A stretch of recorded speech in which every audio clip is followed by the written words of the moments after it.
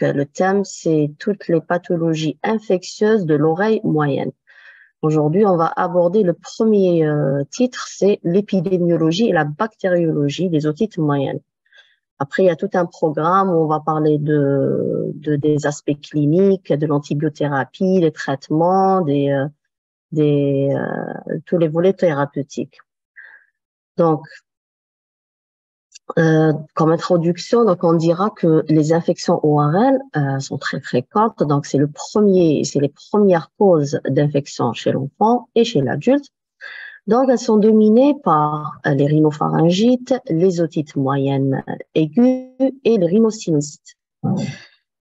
Alors, plus souvent, ces infections ORL sont bénignes, donc avec une probabilité de guérison spontanée pouvant atteindre 80%. Cependant, elles ont un retentissement social, individuel et collectif important. C'est-à-dire que ça peut amener à des arrêts maladie, à entraver l'activité professionnelle de la personne. Elle représente la principale cause de consultation des médecins généralistes et des médecins pédiatres spécialistes. Donc, elles sont responsables de plus de la moitié des prescriptions antibiotiques, donc la prescription antibiotique elle-même peut provoquer de multiples recours à des thérapeutiques symptomatiques dont le rapport coût et efficacité n'est pas établi. Donc, elle peut entraver l'activité sociale, professionnelle et même économique. Alors, parmi ces infections ORL, on va citer les otites moyennes aiguës. C'est le thème de notre session. Donc, les otites moyennes aiguës, c'est l'infection bactérienne la plus fréquente de l'enfant. Donc, elle touche plus l'enfant que l'adulte. L'adulte est rarement touché. Donc, comme introduction, comme rappel anatomique, donc c'est quoi l'oreille? Alors, c'est l'organe de l'audition et de l'équilibration. Donc, il est constitué de quoi? Il est constitué d'une oreille externe qui est faite par un pavillon de l'oreille, par un conduit auditif externe. Elle est faite d'une oreille moyenne qui est située entre le tympan et la fenêtre ovale. D'accord? Donc, c'est une cavité aérique, oreille moyenne. Et puis, on a l'oreille interne, c'est là où on a l'accouplé, l'organe auditif et vestibulaire.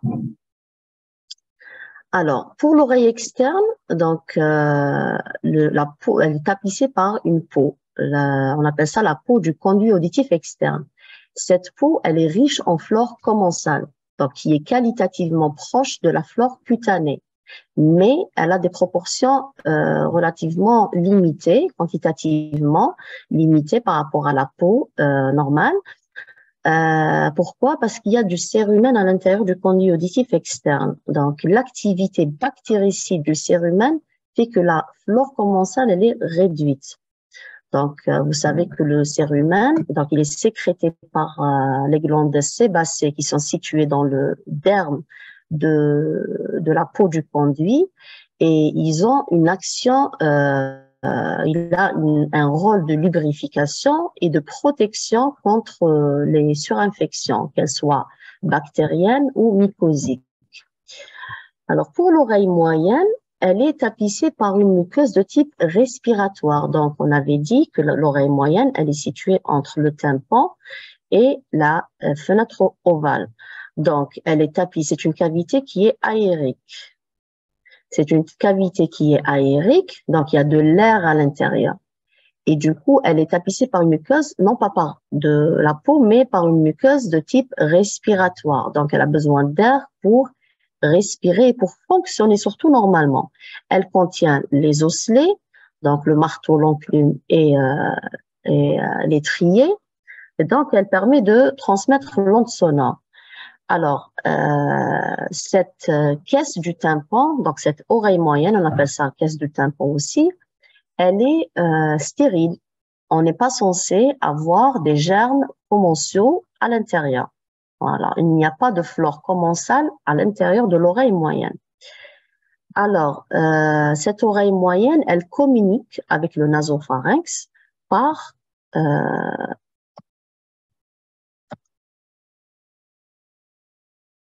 Pourquoi ça marche pas? Mhm. Alors, elle communique avec les fosses nasales par la trompe d'Eustache. Donc, on avait dit la trompe d'Eustache, c'est ça. Voilà. C'est un canal fibrocartilagineux qui relie l'oreille moyenne au nasopharynx. Le nasopharynx appelé communément le cavum. C'est quoi le nasopharynx? C'est l'arrière-cavité qui est située derrière les fosses nasales. Donc, c'est l'arrière-cavité des fosses nasales. Alors, dans cette fosse nasale, il y a ce qu'on appelle l'orifice tubaire. L'orifice tubaire, c'est l'orifice qui s'abouche au niveau du nasopharynx, qui vient du conduit fibrocartilagineux qui est la trompe d'Eustache.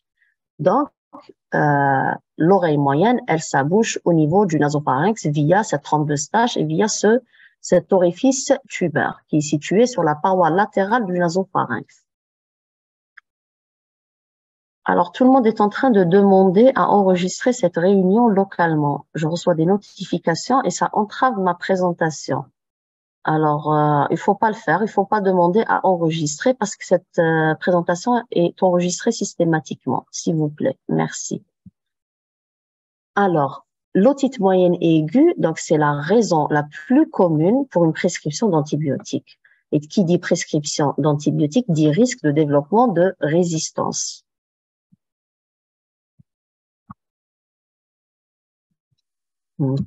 Ça n'avance pas. Alors, les germes les plus en cause, on va les détailler après. Alors, je ne sais pas ce qui se passe. Ça ne marche pas. Voilà. Alors, les germes en cause, donc, on en a 4, dont 2 sont prédominants. C'est le Streptococcus pneumoniae et l'Haemophilus influenza, qui représente 80% de toutes les OMA. Donc, suivi de la Morexin cataralis, qui est retrouvée dans 3 à 20% des cas, et le Streptococcus pyogène de 1 à 13% des cas des OMA. Alors, pour l'épidémiologie, donc on dira que l'otite moyenne aiguë, c'est l'infection bactérienne la plus fréquente de l'enfant. Donc, elle est aux USA, donc 7 à 10 millions de cas sont diagnostiqués. Donc, environ 50 à 80% des enfants ont au moins un épisode d'OMA avant l'âge d'1 an. Donc, et 80 à 90% avant l'âge de 3 ans, avec un pic d'incidence qui se situe entre 6 et 15 mois de vie. De plus, 10 à 15% de tous ces enfants vont présenter des infections récurrentes qui sont définies par une fréquence élevée, supérieure à 3 épisodes dans les 6 mois ou supérieure à 4 épisodes dans les 12 mois. Ça, c'est des statistiques relevées selon les études. L'OMA, donc otite moyenne aiguë, c'est la raison la plus commune pour une prescription d'antibiotiques avec risque de développement de résistance. On avait dit, le taux de prescription d'antibiotiques pour l'OMA varie de 56% aux Pays-Bas à 95% aux États-Unis. Encore des chiffres à l'international. Si l'on exclut les coûts des complications et des comorbidités associées à l'OMA, donc les coûts de traitement de la maladie en 2008 se situaient entre 100 et 400 millions de dollars australiens. Donc, les visites chez les médecins généralistes et les médecins constitués et les médicaments constituaient une part importante de ces coûts. Les taux de prescription d'antibiotiques restent élevés, donc malgré les preuves évidentes d'un bénéfice limité des antibiotiques dans la plupart des cas d'otite moyenne aiguë et les préoccupations concernant la résistance bactérienne. Donc, pour les facteurs de risque, donc l'OMA, elle peut toucher toute personne normale, tout malade, tout enfant, tout adulte, surtout les enfants. Tout enfant normalement constitué, sans antécédent, peut contracter une OMA. Par contre, il y a des facteurs qui sont prédisposants, c'est-à-dire que chez certaines personnes, elles auront plus tendance à développer une OMA que d'autres. On a les facteurs constitutionnels qui sont liés à l'individu lui-même. On a l'âge et le sexe, donc ça touche plus l'enfant de moins de 4 ans, avec un pic entre 6 et 12 mois.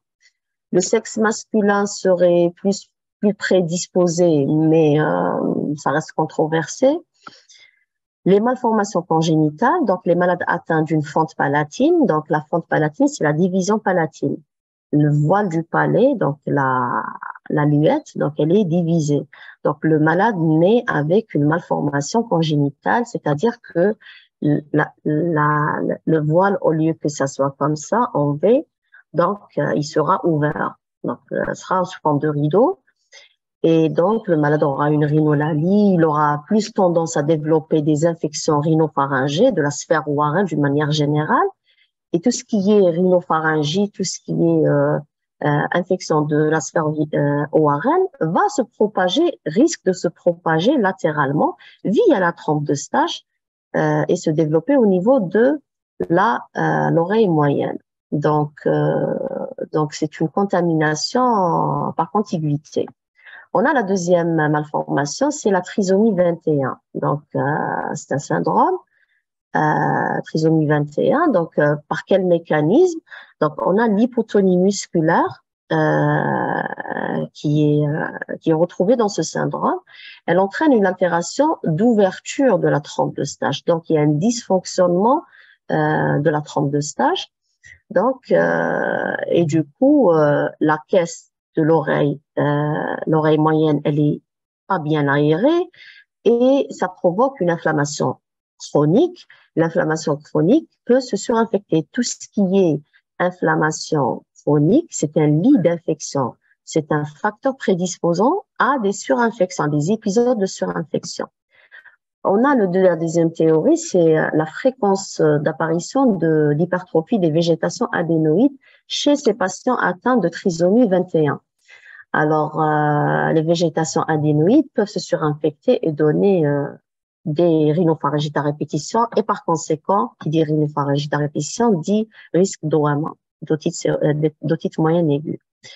Le troisième facteur prédisposant, c'est les allergies. Alors, l'allergie rhinosinusienne, qu'elle soit, c'est les allergies aux acariens,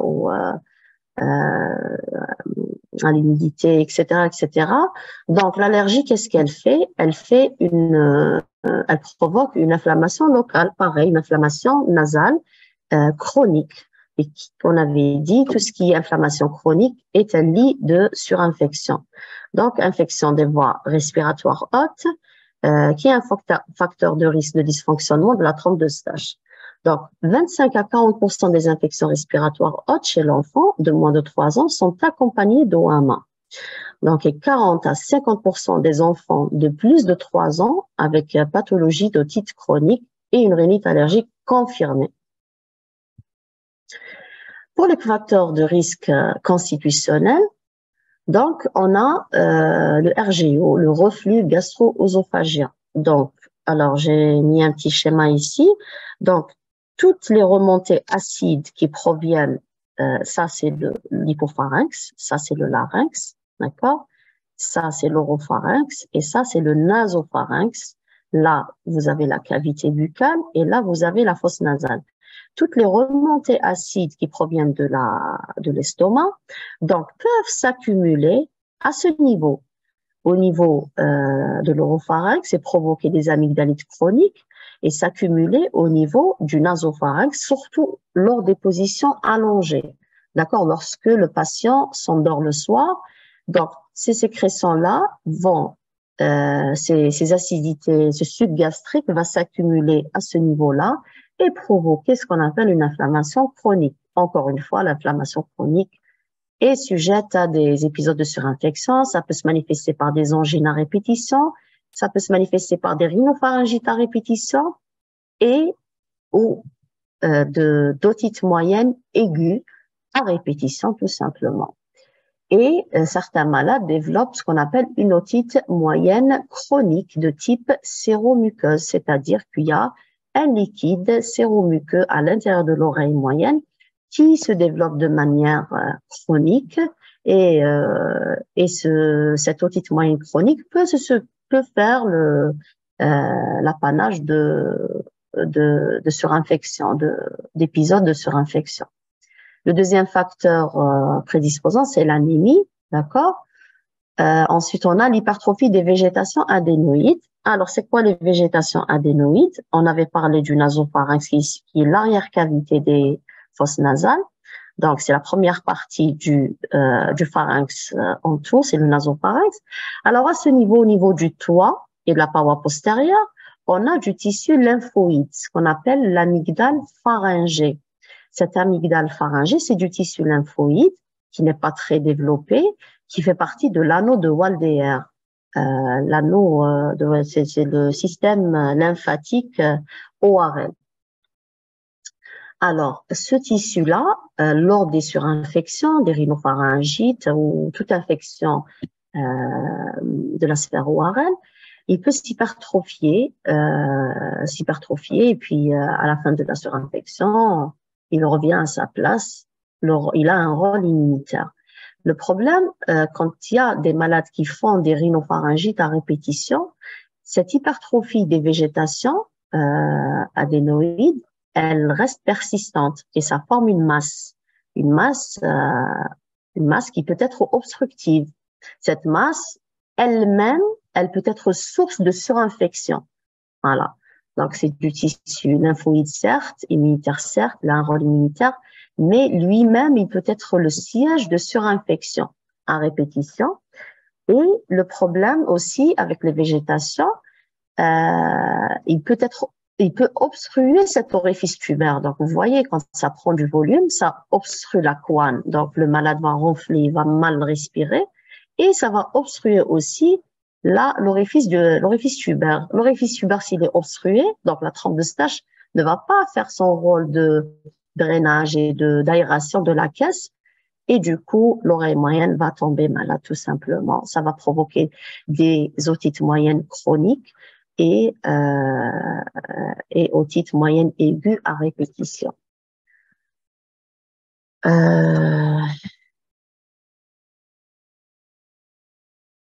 Alors, il y a d'autres facteurs environnementaux. Donc, on a la grande fratrie. Donc, plus la fratrie est importante, plus il y a un risque d'exposition. Donc, il y a etc. Donc, on a certaines ethnies qui ont été citées, qui seraient plus disposées à faire des otites moyennes aiguës à répétition. On a la population des Esquimaux, les Indiens d'Amérique, les enfants américains de race blanche. Donc, on ne connaît pas la cause, hein, mais ça a été décrit selon les études comme les populations les plus à risque. Donc, les infections des voies respiratoires hautes, bien sûr, toute infection de la sphère ORL peut se compliquer d'une OMA. Et le mode de garde des enfants en collectivité, notamment en crèche, bien sûr, plus il y a de monde et plus on est susceptible de contracter des pathologies, des maladies infectieuses. Parce qu'on vit c'est la promiscuité. On a aussi le tabagisme passif chez les enfants. Alors, les enfants dont les parents sont des fumeurs, des grands fumeurs, surtout le papa, ils sont exposés. Il faut savoir que le tabac il contient des substances irritantes. Et ces substances irritantes, elles vont provoquer une inflammation chronique de la muqueuse. D'ailleurs, chez les fumeurs, vous allez voir une muqueuse de la sphère ORL complètement inflammatoire, hein, de haut en bas. Donc, et c'est ce qui arrive chez les enfants. Ça provoque une inflammation chronique et toute inflammation chronique, encore une fois, c'est un lit de surinfection. On a l'allaitement maternel. L'allaitement maternel, c'est un facteur protecteur immunologique. Voilà, ça protège contre les OMA. C'est un facteur protecteur. On va terminer avec les facteurs de risque. On va parler de bactériologie maintenant. Alors, l'OMA est souvent d'origine virale. On a les rhinopharyngites, elles sont souvent d'origine virale. Donc, tout ce qui est au niveau du rhinopharynx peut se propager au niveau de l'oreille moyenne par contiguïté. Après, tout ce qui est viral, au niveau de l'oreille moyenne, ne se manifeste pas à proprement parler, ne donne pas le tableau clinique d'OMA que vous allez voir cet après-midi avec le professeur Miniria. Donc, du coup, il y en a plusieurs virus qui peuvent être en cause. On a le virus respiratoire syncytial, le virus par influenza, les virus grippaux de type A et B, les adénovirus, les rhinovirus et certains entérovirus. Alors, Ce qui nous intéresse beaucoup plus, nous, les ORL, c'est l'épidémiologie bactérienne. Donc, c'est les bactéries qui sont en cause de cette OMA. L'OMA, on va dire que l'OMA, elle est d'origine bactérienne exclusivement.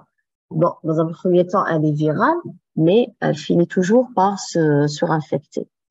Donc, la bactériologie, l'épidémiologie bactérienne, elle est différente en fonction de l'âge des patients, de la saison et des conditions de vie ou encore des pays. Donc, l'étude du liquide d'oreille moyenne permet de mettre en évidence toutes ces bactéries. Alors, avant l'âge de 3 ans, donc on a deux bactéries qui se distinguent, hein, qui sont les plus responsables, sont responsables de 55 à 75% des OAMA. Donc, on a deux bactéries, on avait dit l'Haemophilus influenza et le Streptococcus pneumoniae, c'est le pneumocoque. Mais l'Haemophilus influenza, c'est la bactérie numéro 1 des OAMA. Alors, le taux, donc, on avait dit 55 à 75%, 80%, ça varie, c'est des chiffres qui varient en fonction des études. Alors, pour l'Haemophilus influenza, il représente 40% des cas, donc c'est la première bactérie en cause des OAMA. Donc, les souches impliquées dans les OAMA sont des souches non capsulées, non typables. Donc, le syndrome otite plus conjonctivite est souvent retrouvé dans cette bactérie, quand il s'agit de cette bactérie. Et généralement, l'évolution de l'OAMA, elle est plus favorable que lorsqu'il s'agit d'un pneumocoque. Alors, pour le pneumocoque, le Streptococcus pneumoniae, la proportion de cette bactérie a significativement augmenté en France ces dernières années, donc environ 30% des cas. Donc, assez peu de stéréotypes sont impliqués dans les OAMA. Donc, en 2003, on note environ 90% des OAMA qui étaient dus à 6 sérotypes. Donc, il y a plusieurs sérotypes, vaccinaux ou non vaccinaux. Donc, les sérotypes les plus fréquents, donc c'est le 19F, le 19A, le 14, le 3, le 6B et le 23F. Alors, parmi ces 6 sérotypes, les sérotypes 19A et 3 ne sont pas contenus dans les vaccins heptavalents conjugués. Donc, on va parler des vaccins après. Donc, au total, en 2003, donc 56% des sérotypes retrouvés dans les OAMA sont des sérotypes vaccinaux. Ça, c'est des chiffres français, selon des études françaises. Alors, les infections pneumococciques sont un réel problème de santé publique et font partie des maladies ayant une prévention vaccinale en Europe. Donc, en Europe, la prévention antipneumococcique, elle est faite depuis 1970. Contrairement à ici en Algérie, on va en parler, donc avec la mise à disposition du vaccin polysaccharidis 14, puis 23 valences. Donc, l'impact de la vaccination par le vaccin conjugué heptavalent sur l'épidémiologie bactérienne, lorsque la couverture vaccinale est importante, a été rapporté dans plusieurs études. Donc, il s'agit principalement alors d'une diminution des pneumocoques de sérotypes vaccinaux au profit des sérotypes non vaccinaux. Donc, ainsi que d'une augmentation de la part des OAMA à Haemophilus influenza. Donc, cette vaccination permettrait de réduire donc 10 à 26% des otites récidivantes et de 24% la pose d'aérateurs transtympaniques. Encore une fois, c'est des chiffres à l'international. Alors, en Algérie, c'est différent. Donc, le calendrier vaccinal en Algérie ne comportait pas, avant 2007, une vaccination anti-pneumococcique ni anti-hémophilus. Donc, elle a été introduite en 2007, une vaccination contre l'hémophilus influenza. Ce n'est qu'en 2014 qu'on a actualisé le calendrier vaccinal par le Comité technique national consécutif de vaccination selon les recommandations internationales et les données épidémiologiques du pays, de l'Algérie. Donc, elle a été traduite par l'introduction de 4 nouveaux vaccins contre la rubéole, les auréons, les infections à pneumocoque et celui de la poliomyélite inactivée en forme injectable. Donc, l'hémophilus a été introduit en 2007. Et puis, la mise en application de la vaccination antipneumococcique a été faite en 2016. Donc, elle a été étudiée en 2014, elle n'a été appliquée qu'en 2016. Alors, en Algérie, donc, le vaccin antipneumococcique conjugué 13 valent Le PCV13 est inclus dans le programme national de vaccination depuis avril 2016 et les enfants nés après cette date sont systématiquement vaccinés. Alors, jusqu'à 2018, il n'y avait aucune recommandation spécifique en Algérie pour la vaccination anti-pneumococcique des personnes à risque, ni de recommandation fondée sur l'âge pour les adultes.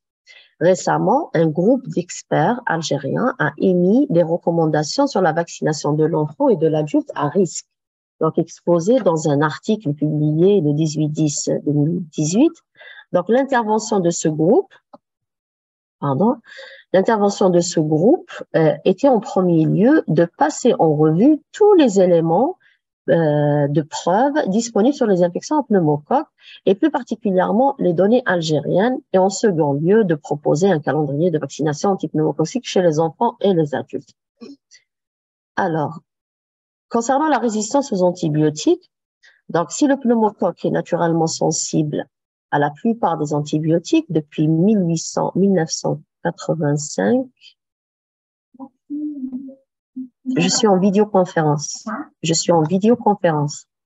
Merci. Alors, le nombre de souches, désolé, on nous perturbe. Que voulez-vous qu'on fasse?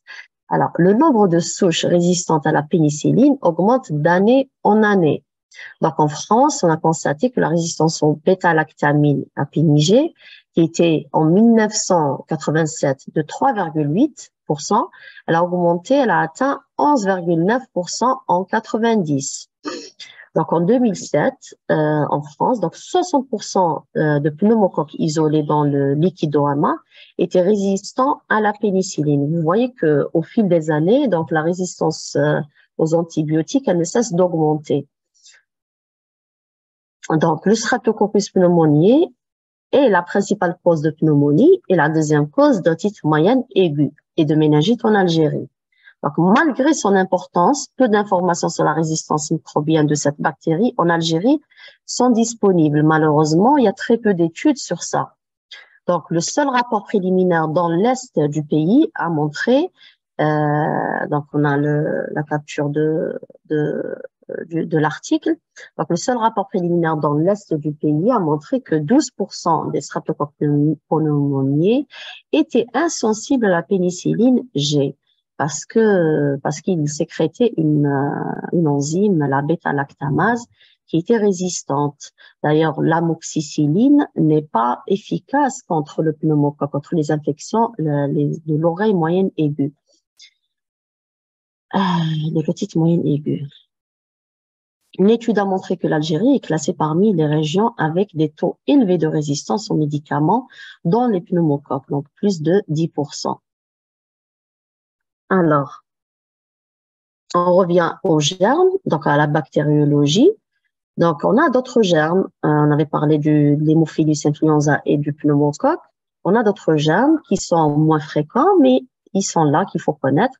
Donc, on a dans 5 à 15% des cas, on a la Brahamella cataralis et la Moraxella cataralis. Ce sont ces deux germes-là. Et puis, dans moins 15,5%, on peut retrouver le Staphylococcus aureus et le Streptococcus pyogène. C'est le streptocoque du groupe A.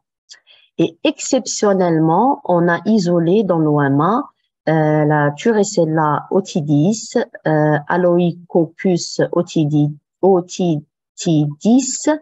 et le Mycoplasma pneumoniae. Chlamydia pneumoniae aussi, c'est des germes qui sont exceptionnels, qui ont été identifiés, pas en Algérie spécialement, mais ailleurs, et dont le rôle pathogène de ces bactéries n'est pas clairement établi. Alors, là, tout ça, on était en train de parler des enfants de plus de 3 ans. Là, on va évoquer les enfants qui portent des aérateurs transtympaniques. Je vous ai parlé tout à l'heure de l'otite moyenne chronique, type séromuqueuse. Donc, c'est la présence de liquide séromuqueux qui siège en permanence dans l'oreille moyenne et qui peut être source de surinfection bactérienne ou alors d'hypoacousie, de gêne auditive, d'otalgie, etc.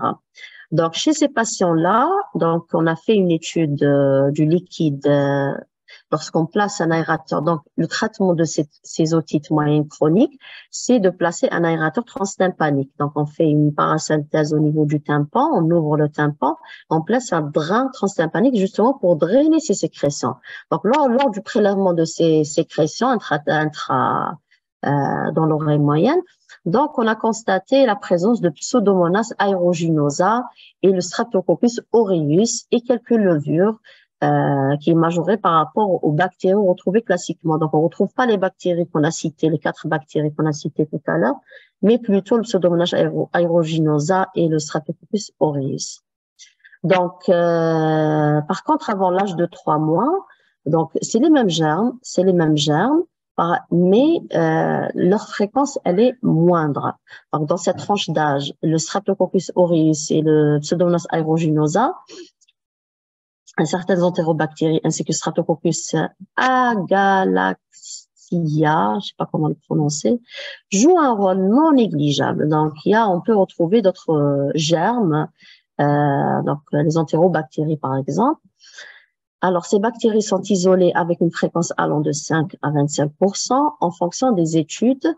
Donc, c'est une grande partie en raison de ces pathogènes particuliers nécessitant une prise en charge spécifique. Donc, un avis spécialisé est recommandé et une parasynthèse à visée diagnostique fréquemment réalisée pour ces enfants. Donc, déjà, c'est rare avant l'âge de 3 mois qu'une otite moyenne aiguë survienne. Et si elle survient, c'est au médecin ORL spécialiste de la traiter, de la prendre en charge. Alors, chez l'adulte aussi, l'OMA, elle est rare, mais elle existe, elle est rare. Donc, les infections chroniques sont les plus fréquentes. Donc, les otites moyennes chroniques sont plus fréquentes que les otites moyennes aiguës. Donc, en fait, le tableau d'OMA peut, dans un certain nombre de cas, correspondre à une otite chronique surinfectée. Donc, c'est généralement des otites moyennes chroniques polycéatomateuses qui font le lit de surinfection bactérienne. Ils font des OMA, des épisodes de réchauffement, on appelle ça. Donc, néanmoins, chez l'adulte, les pathogènes majeurs restent, c'est les mêmes pathogènes. Donc, c'est l'hémophilus influenza et le Streptococcus pneumoniae, le pneumocoque. Et voilà. Donc, en conclusion, on dira que, en gros, il y a 4 bactéries qui se distinguent, on les a citées. Et si l'on teste in vitro les antibiotiques les plus habituellement prescrits en première intention dans ce type de pathologie, donc il apparaît que l'association amoxicilline et aciclavulanique est la plus performante. Donc l'amoxicilline, elle est pénalisée par la production de bêta-lactamase par ces germes-là. Les macrolides aussi ne sont pas très efficaces, donc l'hémophilus, il est résistant aux macrolides, donc la résistance de plus en plus fréquente du pneumocoque aussi. Donc voilà, alors tout ce qui est volet antibiothérapie, vous allez le faire dans une autre présentation. Donc je suis là juste pour vous parler de la bactériologie et l'épidémiologie. Voilà, et je vous remercie pour les références bibliographiques. Et voilà. Donc, on va revenir au Zoom.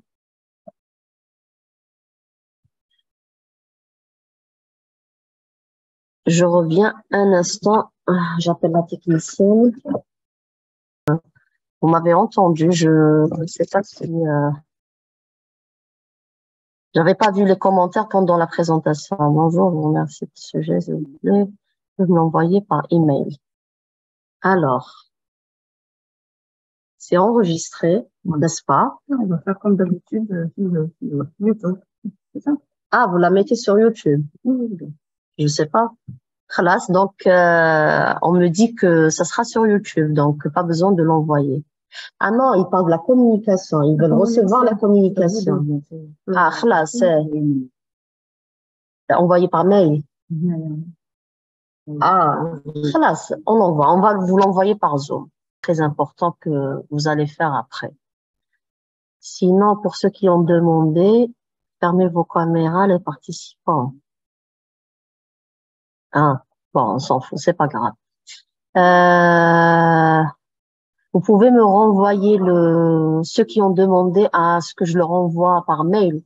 vos adresses mail là, هنايا, parce que j'ai du mal à chercher. Je vais vous les envoyer tout de suite. Avec YouTube sur quelle page? بعد on va leur نكتب لهم ياك à la fin نكتب لهم. D'accord. À la fin, elle va vous écrire le lien, la page, etc. كاين sur le site du CHU Mustafa. Oh, vous êtes nombreux à demander le... Bonjour, merci pour la présentation. On observe que les ORL prescrivent du ciprolent. Non, en fait, le ciprolent, c'est pour les otites moyennes chroniques surinfectées. Encore une fois, bon, on va pas parler de l'antibiothérapie, mais c'est beaucoup plus, c'est pas en première intention, c'est pas ce qu'on prescrit. Voilà, une OMA chez un enfant, même chez un adulte, c'est pas le premier antibiotique prescrit. CHU Mustafa. بعد.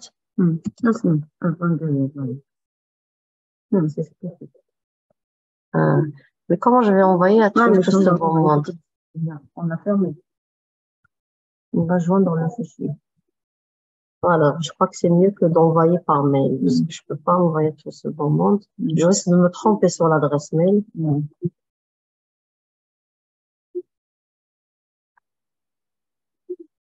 Je peux savoir, vous êtes de quel hôpital, de quelle wilaya, de quelle ville, si c'est possible de m'écrire. Alors, pour la prise en charge. Justement, pour la prise en charge de l'OAMA, ça fera partie c'est le sujet d'une autre présentation. Alors, les OAMA, les autocines en gouttes, elle n'est pas prescrite systématiquement. Ça dépend du tableau clinique. Est-ce que c'est une OAMA congestive? Est-ce que c'est une OAMA perforée avec autoré? Ça diffère selon le tableau clinique. Libéral acétif, marhaba bikoum, médecin généraliste de Qatar. Sam, très bien, Mustafa. Vous avez envoyé.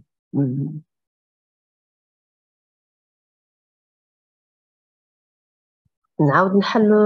Non, les joindre. Autopha, Polydexa en gouttes. Non. Autopha, tout ce qui est collyre antibiotique, on ne les prescrit pas systématiquement quand on a une otite moyenne aiguë. Comme dès que vous avez une otite moyenne avec perforation tympanique et issue de pus, yani autoré, là, on doit prescrire des collyres. Mais prescrire des collyres sur une oreille, c'est-à-dire un tympan qui est fermé, congestif certes, mais fermé, non, on prescrit pas. Polydexa, pareil.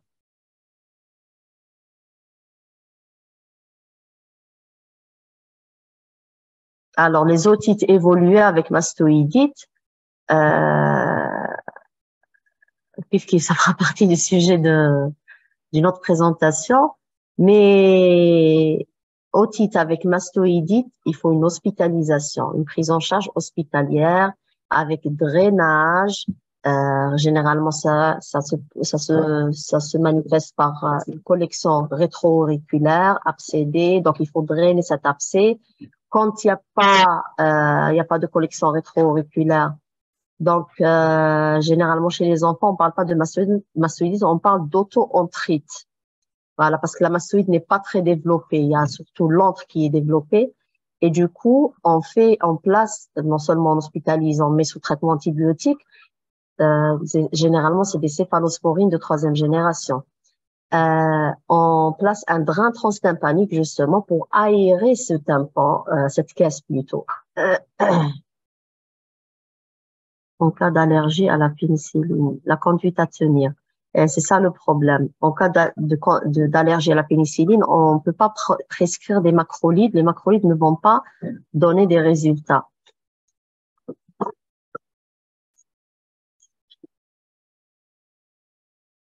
Vous allez envoyer.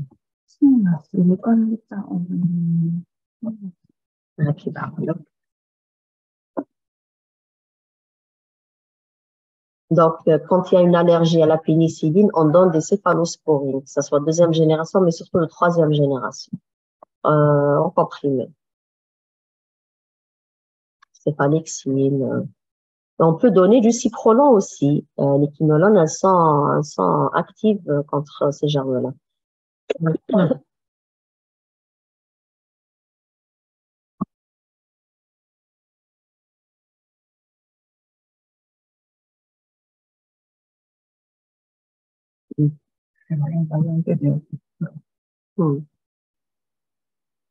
Mastoïdite calcifiée,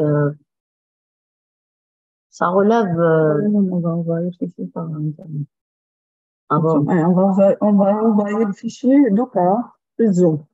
Donc, elle va vous envoyer le fichier sur le Zoom, fichier PDF.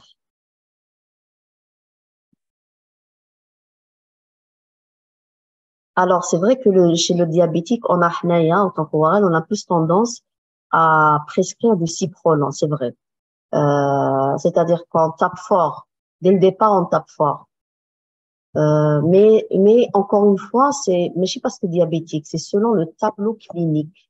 C'est pas parce que c'est un diabétique, c'est par rapport au tableau clinique. Les complications des otites moyennes, vous allez les faire cet après-midi avec le professeur Ben Yahya. Il y en a pas mal, hein. Tout ce qui est syndrome infectieux peut se compliquer, que ce soit propagation du pus par contiguïté, c'est-à-dire il va toucher les structures avoisinantes de l'oreille moyenne, ou là, carrément dans le sang, septicémie, etc. C'est des tableaux cliniques.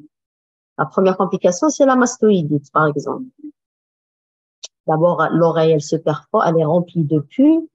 Le tympan, il se perfore. Il y a du pus qui sort par le conduit auditif externe.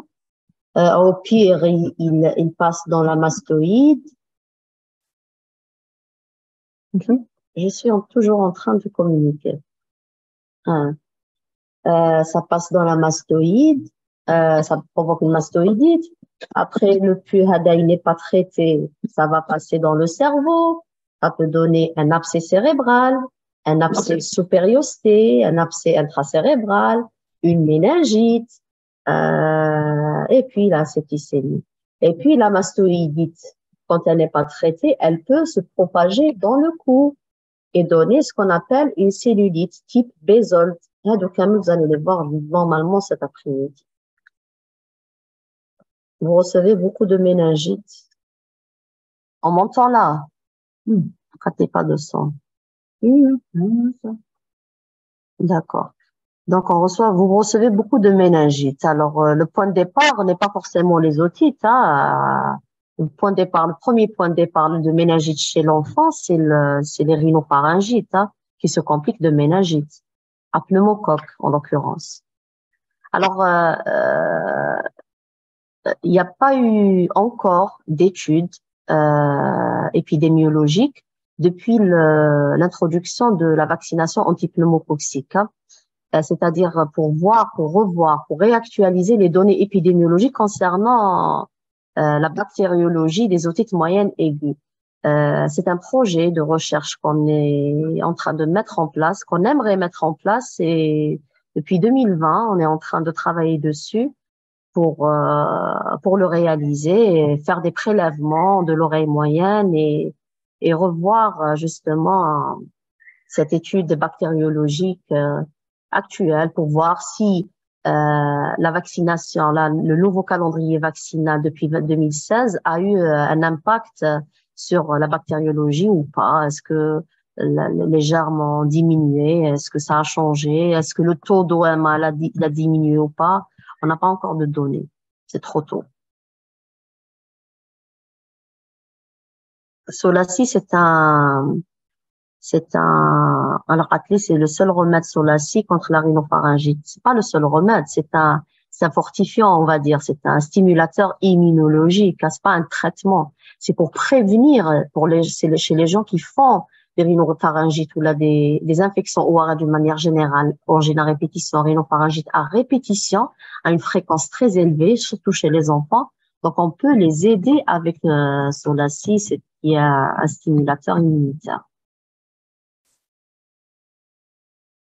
On peut savoir l'atteinte d'une otite à l'aide d'une formule FNS. Pas du tout, pas du tout. Le diagnostic de l'otite moyenne aiguë, c'est la clinique, c'est pas autre chose. C'est la clinique. C'est pas la FNS. Hein. Vous pouvez avoir une FNS normale, hein. C'est la clinique. Mais généralement, elle s'accompagne d'une hyperleucocytose. Alors, elle est en train de vous écrire, vous pouvez télécharger la communication maintenant sur le Zoom. Vous l'avez reçu. Ah voilà, ils l'ont reçu. Merci pour le PDF. Bon, merci pour votre exposé. Ben, je vous en prie, avec plaisir. Et là, vous m'entendez?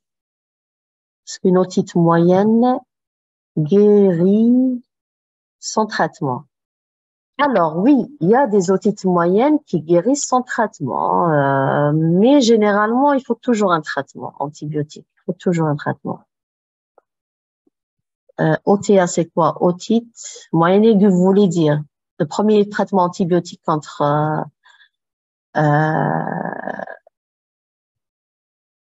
le premier, c'est ça, hein, contre l'otite moyenne aiguë, donc c'est l'augmentin. Donc c'est amoxicilline plus acide clavulanique.